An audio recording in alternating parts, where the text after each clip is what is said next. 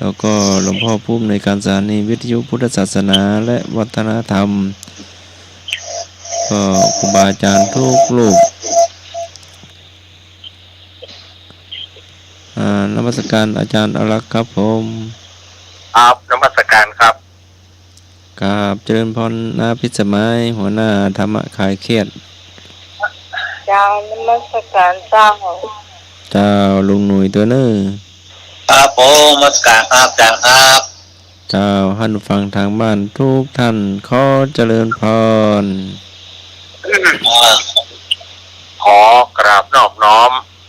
อย่างคุณพระติจารัยรัตนผ่านแพ้ว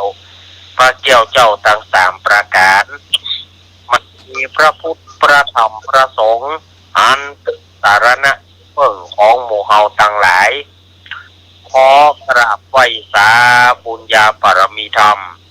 ท่านอาจารย์ท่านครูสมุวิทวัฒน์วรกิจโจผู้อำนวยการสถานีวิทยุคลื่นพระพุทธศาสนาการศึกษาและวัฒนธรรม 104.50 เจ้าอาวาสวัดฝ่ายหินพร้อมไปด้วยพระสงฆ์องค์ทุกรูปทุกองค์ด้วยความเคารพอย่างสูงสุดยิ่งครับขอกราบนมัสการท่านอาจารย์ท่านพระครูใบดีกาสมัครยานสีโลด้วยความเคารพครับผมครับผมนมัสการครับขอสวัสดีโยมที่พิสมัยผู้ดำเนินรายการนมัสการเจ้าลุงหนุ่ยเดนเนอร์ครับผมนมัสการครับอาจารย์ครับเจริญปอนคณะสถาญาติโยมวันนั้นเมื่ออาทิตย์ที่แล้วต้องขอสุมาอภัยญาติโยมก็ตั้งใจจะมาจัดพอดีว่าช่วง2 ทุ่มติดประชุมเปิดประชุมแล้ว4 ทุ่มไฟฟ้าดับแต่ถ้ามา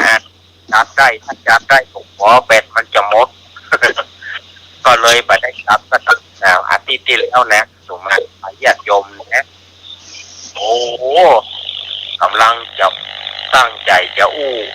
ไฟดับไปอย่างเมื่อไฟดับแล้วก็ยุ่งละวันนี้ก็มาปะกันแล้วเนอะรายการทำให้คลายเครียดของวันนี้ก็วันที่14เนาะวันเสาร์ที่14มิถุนายน2568เดือนเหนือเดือนเจ็ดใต้มันนี่4 ค่ำพร้อมว่าเป็นวันเสาร์นี่ก็รายการธรรมะคลายเครียดก็ได้มีสาระต่างๆมาจาก็เชิญลุงหนุ่ยได้ทักทายผู้ฟังดีกว่าเนาะครับผมขอบคุณครับขอกราบนอบน้อมพระเถรานุเถระทุกรูปทุกตนทุกองค์ครับผมถึงสามเณรน้อยทุกตนทุกองค์ครับกราบนมัสการอาจารย์พระครูสมวัฒน์วรกิจโจครับผมในเวลานำมาคาเครียดครับกราบนมัสการอาจารย์พระครูใบดีกาครับผมครับพ่อลุงหนุ่ยนมัสการอาจารย์วรครับ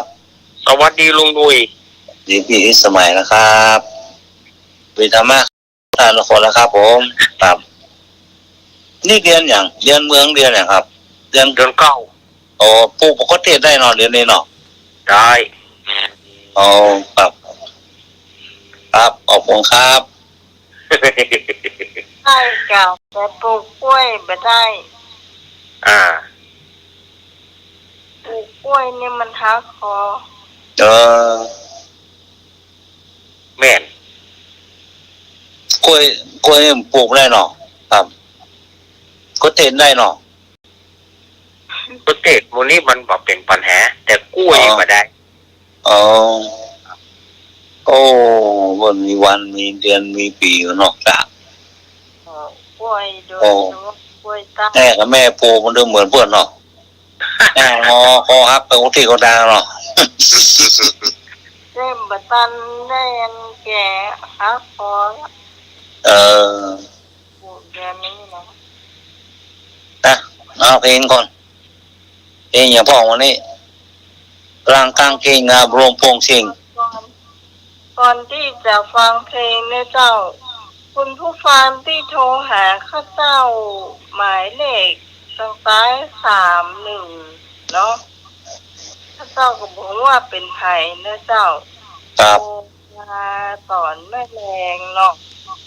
ของเสือแล้วโทรมาตอนไม่เช้าวันพุธแฮม1เสือ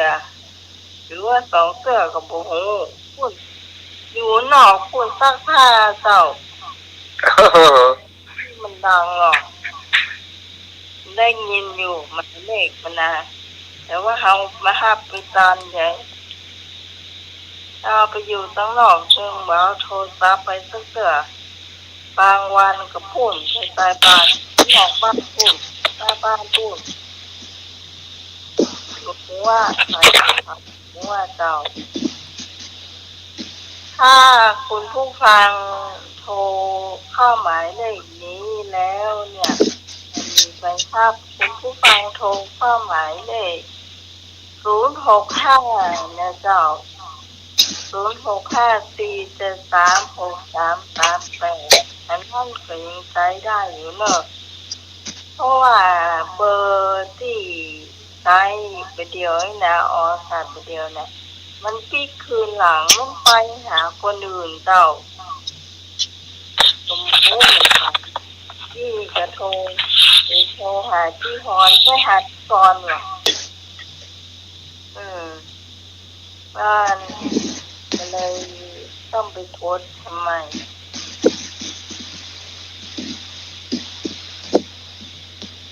แต่ว่าของโนเกียเนาะมันจะเลขมันจะอยู่ข้างหน้า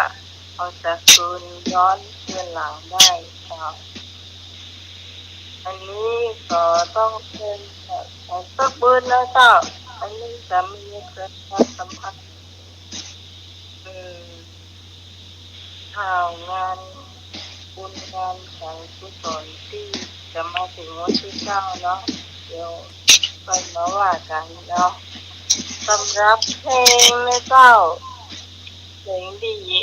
ปวดหัวมาเป็นปีผมเน้นรักเนาะออกมาเป็นปีก็ได้พี่นานเจสีมาเฉลยฟังวันนั้นเนาะจากวันนี้การสมัครคนหาได้อะไรหรอแล้วพี่นึกได้ละว่าคนแต่งเป็นไผ่ไม่ยินนะ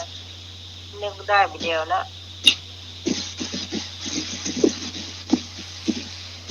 ยังไม่ใช่คนที่อาจารย์สมัคร